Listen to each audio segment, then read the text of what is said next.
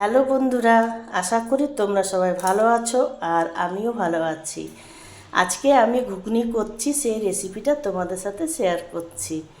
এইদিকে আমি কুকারে 2টো সিটি দিয়ে মটর সিদ্ধ করে রেখেছি আর কাঁচা পেঁয়াজ কেটে রেখেছি, অর্ধেকটা টমেটো নিয়েছি আর এটাতে রসুন বাটা, পেঁয়াজ বাটা, আদা বাটা, জিরা গুঁড়ো, ধনা গুঁড়ো আর নুন, হলুদ আর শুকনো লঙ্কা গুঁড়ো করে একটা পেস্ট করে রেখেছি।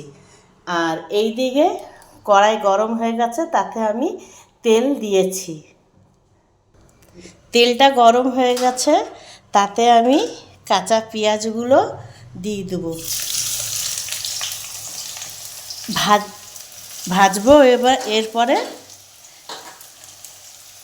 যতক্ষণ এটা বাদামি রং হচ্ছে, বাদামি রং হওয়া পর্যন্ত আমি পেঁয়াজটাকে ভাজবো।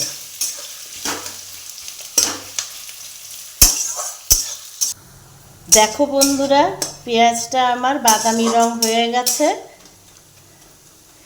এরপরে এতে আমি যে মশলাগুলো আমার করে রেখেছিলাম সেটা আমি দিয়ে দিলাম।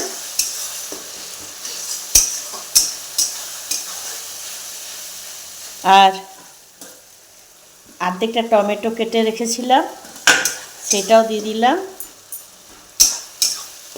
এরপরে মশলাটাকে ভালো করে কষবো আমি।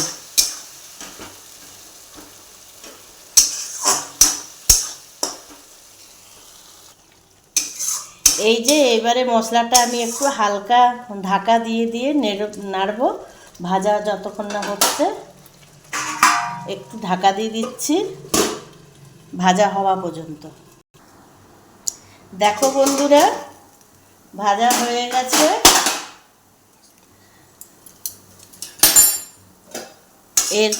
দেখো তেল ছেড়ে গেছে।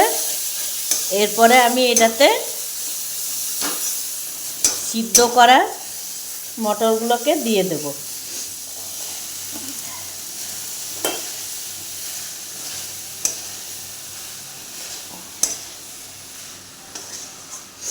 একটু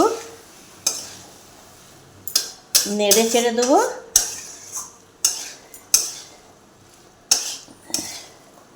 একটু নেড়ে চেড়ে দিয়ে মশলাটার সাথে যাতে মটরের ইয়েটা মিশে যায়, মটরটার সাথে মশলাটা যাতে মিশে যায়।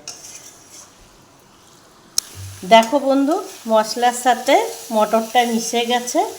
আর ওই যে আমি কুকারে করে সিদ্ধ করেছিলাম মটরের জলটা আমি দিয়ে দেবো ঘুগনিটার মধ্যে।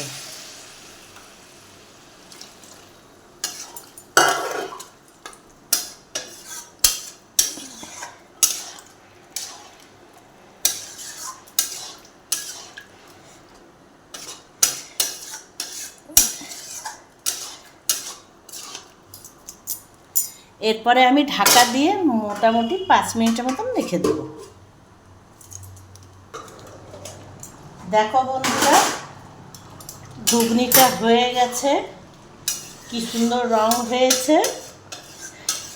এই রেসিপিটা আমি আমার মতন করে শেয়ার করেছি, আর তোমরা কিভাবে করো সেটা জানাবে, আর কে কোথা থেকে দেখছো সেটাও জানাবে।